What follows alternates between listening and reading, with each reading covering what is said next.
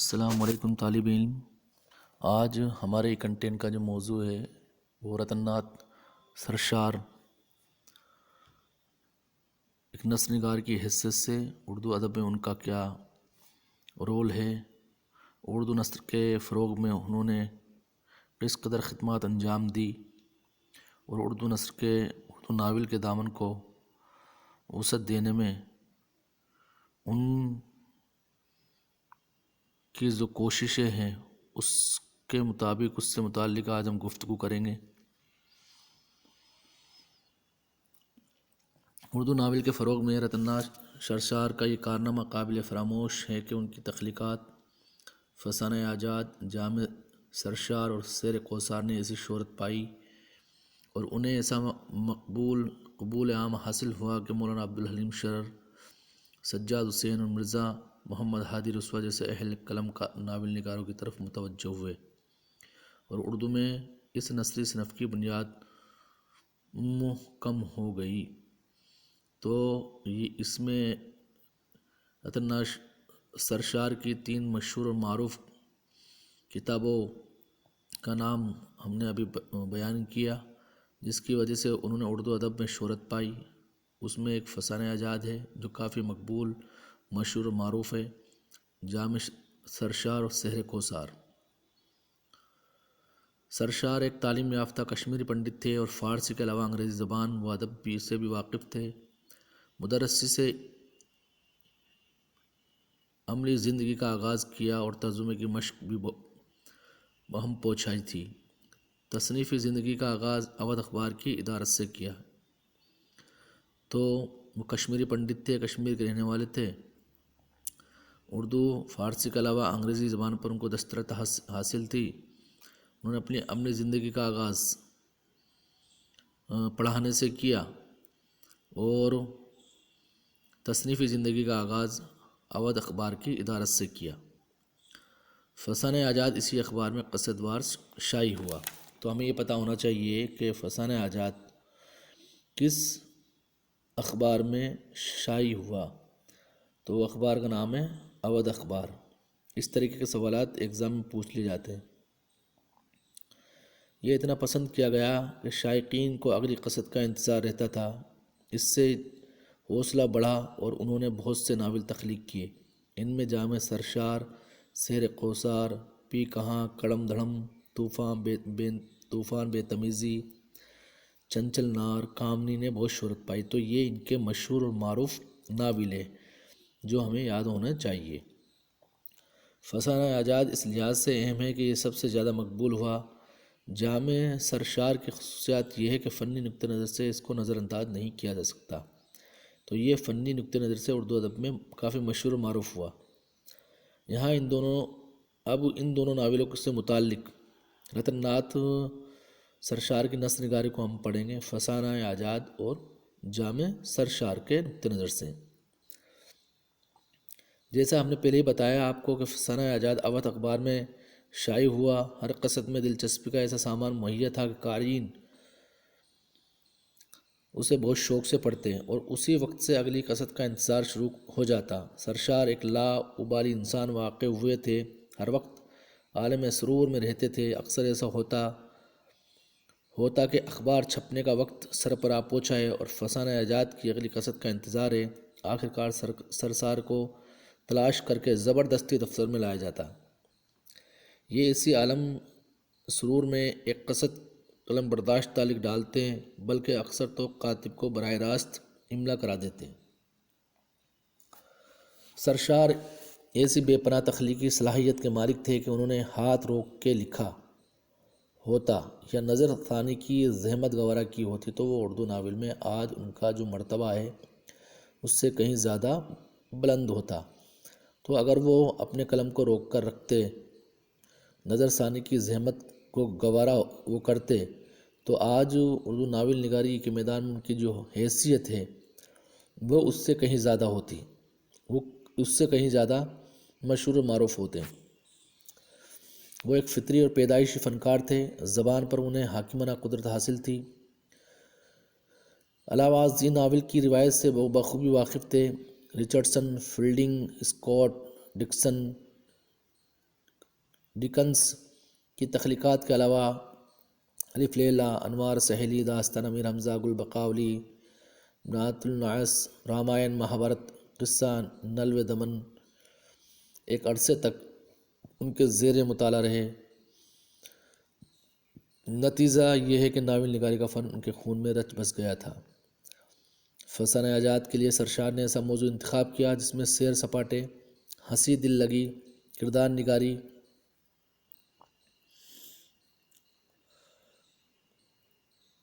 مختلف انداز کی بات چیت، غرض طرح طرح کے ہنر دکھانے اور قارئین کی توجہ کو گرفت میں لینے کے مواقع میسر آ سکتے تھے۔ آزاد ایک سیلانی آدمی ہے، حسن آرا کو دیکھتے ہی اس پر جی جان سے فدا ہو جاتے ہیں، اس کی فرمائش پر جنگ روم و روس میں حصہ لیتے ہیں۔ وہ اپنی شجاعت اور جواں مردی کا مظاہرہ کرنے کے بعد کامیاب اور کامران لوٹتے ہیں اور اپنے دل کی مراد پاتے ہیں۔ مطلب یہ ہے کہ حسن آرا سے شادی ہو جاتی ہے۔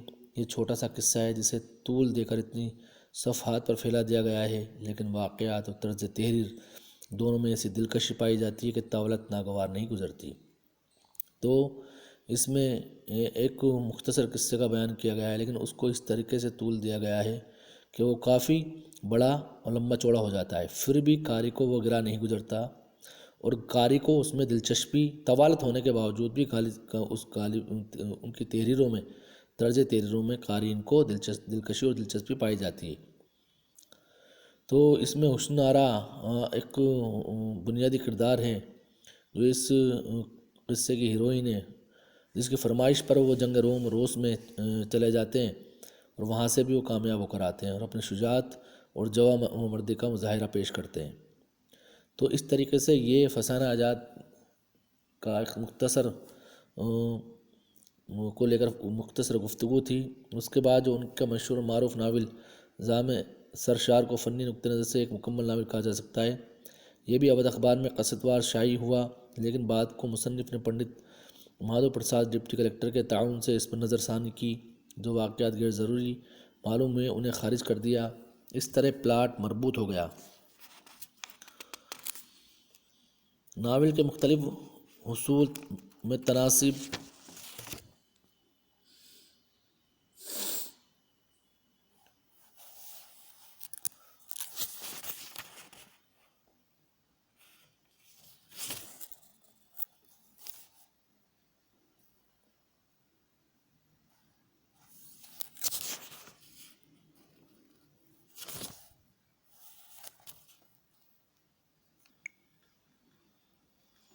سرشار کے فن بے شک بے عیب نہیں۔ اس وقت اردو میں ناول نگاری کا فن اپنی عمر کے پہلے مرحلے میں تھا۔ مولوی نذیر احمد کے مبارک ہاتھوں سے اس کی بنیاد پڑی تھی اور سرشار اس بنیاد کو مستحکم کر رہے تھے۔ ان سے یہ توقع نہیں کی جا سکتی تھی کہ ان کے ناول خامیوں سے یکسر پاک ہو۔ ان خامیوں میں ان کی ذاتی کمزوری کو بھی کسی حد تک داخل ہے۔ مے نوشی اور بے نیازی ان کے فن کو نقصان پہنچایا، ورنہ اردو ناول کی تاریخ میں ان کا رتبہ اور بھی بلند ہوتا۔ اب ہم چند رتن سرشار کی ناول نگاری کی خصوصیات کے متعلق گفتگو کریں گے۔ انہیں مکالمہ نویسی کا سرشار کو بہت سلیقہ ہے۔ جو کردار کی زندگی اور ان کی ذہنی عمل سے اچھی طرح واقف ہو، وہ مکالمہ نویسی میں ناکام نہیں ہو سکتا۔ مکالمہ نگاری میں سرشار کی کامیابی کا ہی راز ہے، وہ جانتے ہیں کہ کسی طبقے کو لوگ کس طرح کی زبان استعمال کرتے ہیں۔ مختلف طرح کے لوگوں کی ذہنیت، مزاج اور طور طریقے سے وہ پوری طرح آشنا ہے۔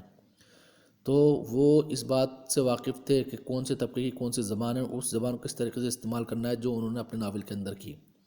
انہیں لوگوں کی ذہنیت، مزاج، طور طریقوں سے پوری طرح آشنا ہی تھی۔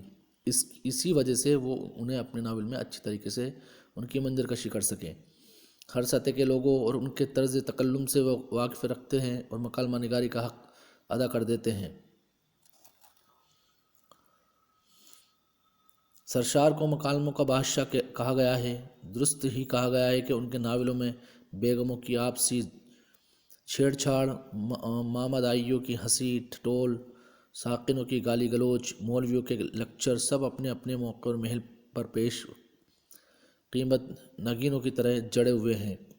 کامیاب مکالمہ نگاری کے لیے ایک چیز اور ضروری ہے، وہ ہے زبان۔ سرشار نے بڑی محنت سے اردو زبان سیکھی تھی اور اس کے مستقل استعمال سے زبانوں پر پوری طرح قدرت حاصل ہو گئی۔ مکفّہ مسجع زبان استعمال کرتے ہیں تو بھی روانی میں کمی نہیں آتی، نہیں تو جس تحریر کے اندر جب مکفّہ اور مسجع زبان کا استعمال کیا جاتا ہے تو اس تحریر کو پڑھنا گرا گزرتا ہے، وہ بہت بھاری بھرکم ہو جاتی ہیں۔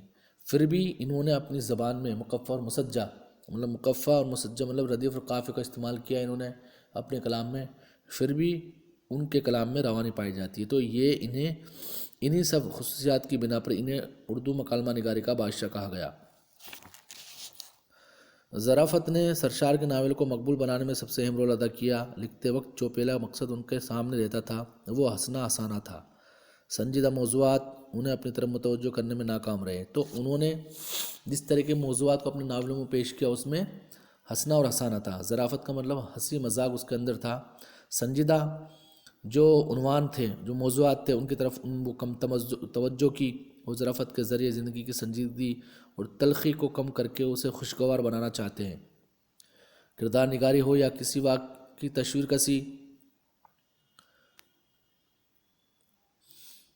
تصویر کشی، ان کی پوری کوشش یہی رہتی ہے کہ قاری کو ہنسائے، اسے خوش کرے۔ ایک جگہ چوروں کا اس طرح سناتے ہیں: آج کل مہنگی قاسمیں ہیں، کون جانتا ہے کہ کیسا وقت آ پڑا ہے۔ وہی مچھلی کے ٹکے کہیں اٹکے نے کہیں بھٹکے، ہتھا مارا اور ایک سٹکے، یا فیروز شاہ شکاری چڑیا ہماری دم تمہاری۔ اوریانی، جس نے سرشار کے ناول کو بعض جگہ ایسا بنا دیا ہے کہ اکثر سنجیدہ مزاج لوگوں کو کہ پیشانیوں پر شکنیں پڑ جاتی ہے، ان کے حد سے بڑی ہوئی ظرافت کا ہی نتیجہ ہے۔ ظرافت سے آگے بڑھ کر وہ ہنسی ٹھٹول اور فکڑ پن پر اتر آتے ہیں۔ پنڈت بشن نارائن درکار ارشاد ہے کہ سرشار کی اکثر تصانیف اتنی عریاں ہیں کہ وہ لڑکیوں کو نہیں پڑھائی جا سکتی، اکثر جگہ وہ فحش نگاری کی دلدل میں پھنس جاتی ہے۔ تو اس کے استعمال نے رتن ناتھ سرشار کے ناول نگاری کو کافی نقصان پہنچایا ہے۔ عریانیت اور فحش نگاری ان کے ناولوں میں اکثر دیکھی جا سکتی ہے، اور جن کی وجہ سے ان ناولوں کو لڑکیوں کو پڑھانا مشکل ہوتا ہے۔ تہذیب اور معاشرت کی مرقع کشی سرشار کے ناول کا خاص وصف ہے۔